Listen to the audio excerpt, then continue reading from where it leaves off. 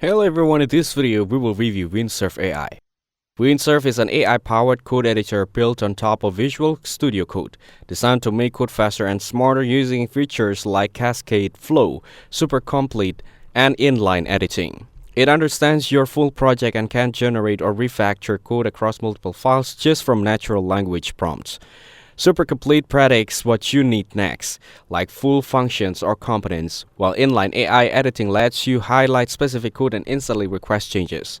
Flows allow the AI to sync with your work in real time, adapting to both your input and its own edits. Windsurf also includes handy tools like image-to-code generation, live previews, AI terminal commands, and deployment setup. It's fast and intuitive, with many developers praising its speed over competitors. There is a free tier available, with premium models and features unlocked in the Pro plan. However, some users report issues like unexpected code changes or unstable edits, especially during larger tasks. Still, when used carefully, Windsurf can be a powerful coding partner.